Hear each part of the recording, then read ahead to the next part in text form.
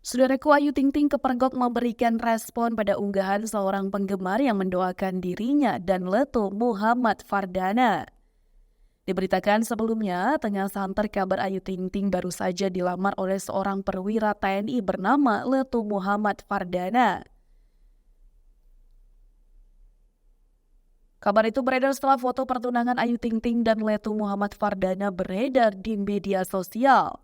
Meski belum menjawab pasti soal hari ini, Ayu Ting Ting justru memberikan kode kebenaran kabar itu melalui responnya terhadap unggahan seorang penggemar.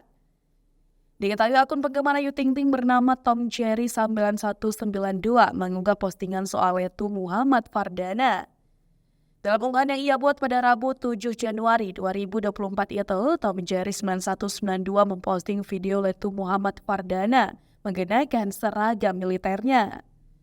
Di caption unggahan @tomjerry9192 mendoakan agar Leto Muhammad Fardana bisa selalu menjaga dan melindungi Ayu Ting Ting.